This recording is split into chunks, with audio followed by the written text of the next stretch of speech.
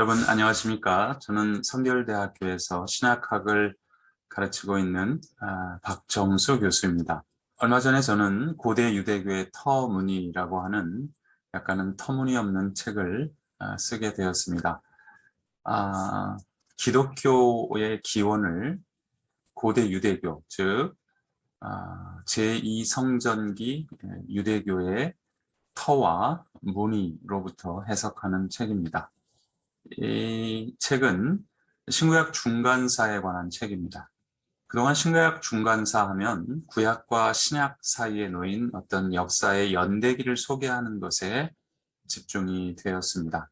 하지만 저의 이 강의는 이 신구약 중간사를 기원전 4세기 말부터 기원전 1세기 말까지 고대 팔레스타인에서 벌어진 역사적 사건을 다루지만 그것을 헬레니즘과 유대교의 문명사적 관점에서 설명하고 더 나아가서 유대교와 기독교의 관계에서 이 사건들을 해석하는 그런 강의가 되겠습니다. 그래서 저는 기독교의 탄생을 제2성전기 유대교의 어떤 터와 무늬라고 하는 비유를 통해서 그 기초와 또 그 사상이라는 맥락에서 이 시대의 역사를 해석하고자 합니다. 인문학적으로 말하면 이것은 서양 고대사의 아주 중요한 헬레니즘 문명사입니다. 여러분은 아마도 이스라엘의 회복과 하나님 나라의 도래라는 그 내용을 중심으로 예수와 기독교의 사상을 관통하는 맥락을 이 강의를 통해서 잡으실 수 있을 것입니다.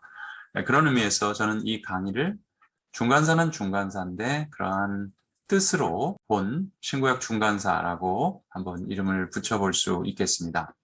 제 강의는 총 7개 혹은 8개 정도의 강의로 이어질 텐데요. 첫 번째 서론에서는 이스라엘 회복의 관점으로 본 이제 고대 팔레스타인의 유대교 역사를 다루게 될 겁니다.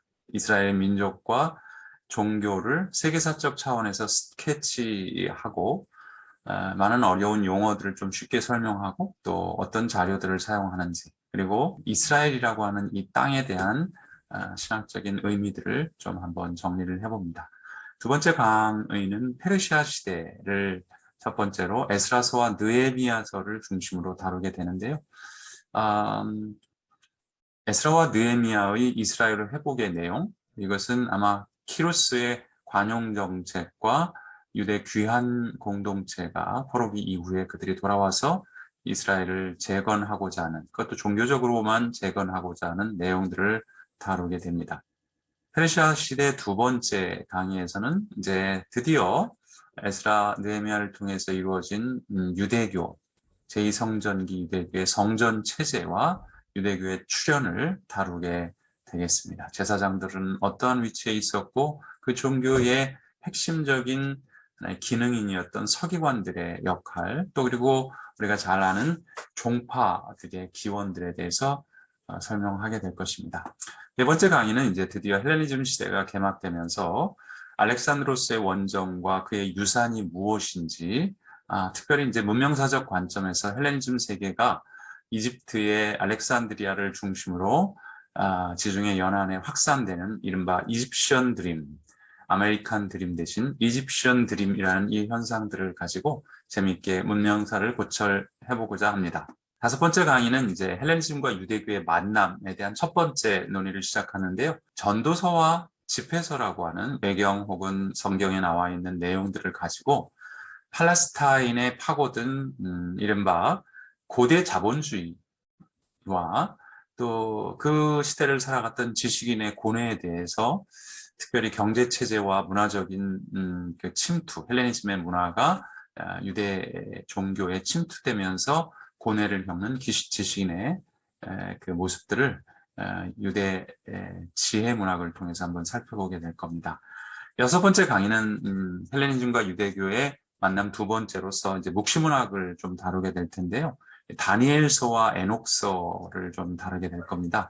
여기에서는 문명사적 교차를 통해서 일어나는 여러 가지 불협화음과 갈등들, 그래서 헬레니즘식 개혁을 한쪽에서는 하려고 하고 유대교 쪽에서는 반개혁 세력이 충돌하는 이른바 마카비 혁명이 일어나게 됩니다.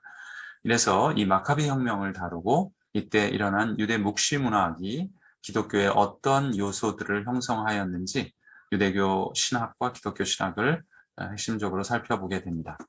일곱 번째 강의는 드디어 마카비 혁명이 열매를 맺었던 하스몬 왕조와 또 이 하스몬 왕조가 83년 동안 존속하다가 로마가 점점 지중해 패권을 완전히 장악하던, 그러니까 클레오파트라를 이제 물리치고 안토니우스가 드디어 죽으면서 지중해까지, 그러니까 이집트까지 그의 로마의 패권하에 들어오는 일이죠. 기원전 31년 일인데 이때 마카비 상하를 통해서 하스몬 왕조에 대해서 헬레니즘 군주 국가와 유대인의 종교, 이 두 개가 뭔가 이렇게 엇박자를 이루는 이 변주곡에 대해서 한번 살펴보게 됩니다.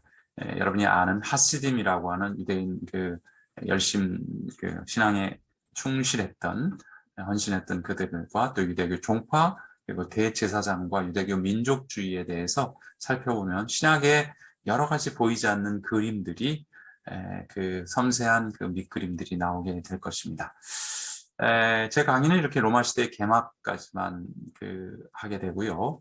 마지막 여덟 번째는 회고와 전망으로서 이제 제2성전기 유대교의 사상과 기독교의 탄생이라는 주제로 이스라엘이 회복이라는 이 주제를 기독교는 어떻게 해석하게 됐는가?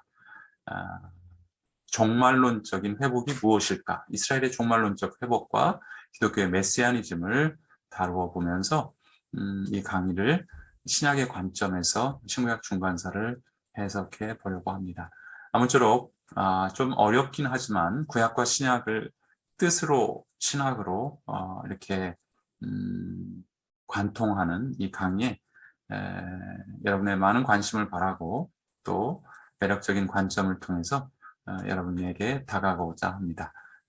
많은 분들이 참여해서 저와 함께 즐거운 시간 갖게 되기를 바랍니다. 감사합니다.